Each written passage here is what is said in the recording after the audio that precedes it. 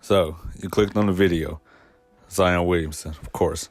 Um, I know a lot of guys are kind of skeptical on Zion Williamson. A lot of guys say that he'll be a bust. Some guys say that he'll be a decent player but won't live up to the hype. Other people think that he is the real deal. I think with Zion, the case is the fact that, a lot of people think that he can't shoot. You've got some people that thinks he's going to have to lose weight. It's going to be some people that thinks that he is a little too physical and he'll get into foul trouble and things like that. I don't think I agree with all of those arguments, but I don't think that that's really going to be an issue for a lot of those things. And I will explain my reason why in a minute. But, the guys kind of just got a lot of hate on him. I don't want to say hate, but negativity around him, but I think he'll be fine. Reasons for that being, I get the foul trouble and him being a 6'10", 6'7" bulldozer on the court, just charging at guys. I don't think guys are really gonna stop guarding him, but the thing is, I think he's gonna be so physical that they're gonna eventually just fire him too as well. I think he'll get to the free throw line a lot, especially if he's playing in the paint. Just with his post moves and things like that, he can dribble the ball a little bit. If you've been watching Duke, you understand that he can dribble the ball and put the ball on the floor. He actually passes. If you guys go back and watch some of the Duke highlights from his, he's been shown to be a great passer already.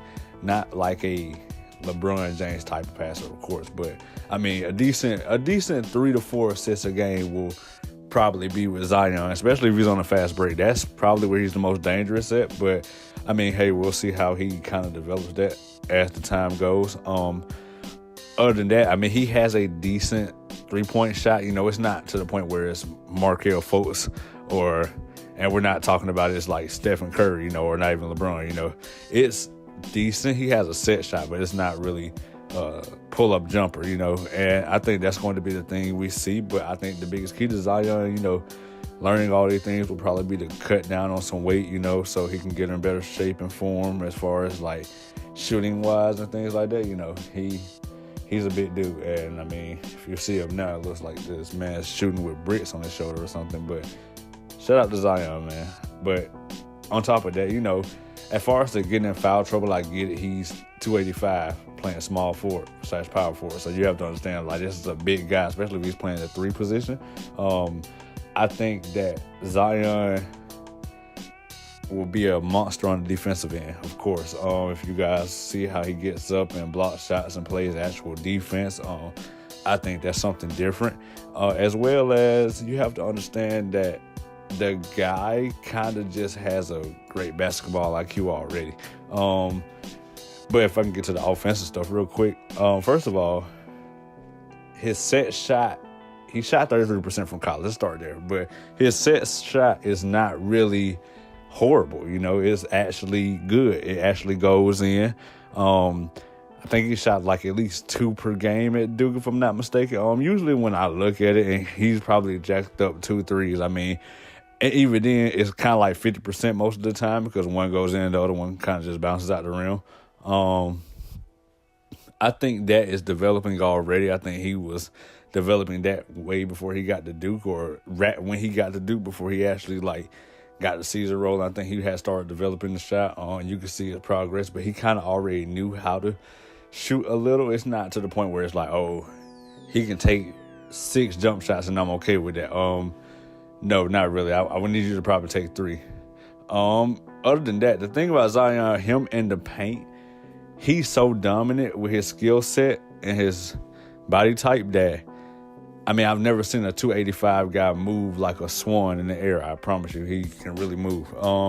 The guy hovering around in the paint, he's going to grab at least 10 to 12 points just by being around that area, just covering that area on offense. And then with him having that vertical leap that he does, he's really going to get in the way of some boards. He's defensive boards. He's going to grab offensive rebounds for you on the offense. He will, like I said, he will probably get to 12 to 10 points a game just by being in that area. Other than that, him stepping outside for, I say, one 3-pointer per game, That kind of makes a lot of sense for him to just try it. At least he's not Ben Simmons where he'll actually probably shoot it, But the thing about it is, him just stepping outside that three-point line and shooting one of those, and if he makes a good amount of those, I say he makes like 33 or 34% for the year, I wouldn't be upset with that because that means he's maintaining what he did at Duke. So I'm not going to be like, oh, he can't shoot. Now, if he was shooting something like 25 or 27% in the 20 areas, then I'm like, okay, whoa, hold on. Might have a problem here. But other than that, in the fast break position as well, he'll probably get you at least 8 points on fast break because I don't think the team is just going to always want to run. But it is the Pelicans, and their up-tempo style of play really can be bothersome for people, especially running that fast. It's kind of like the Sacramento Kings, but, it's not to the point where it's so fast that you really don't even know what to do.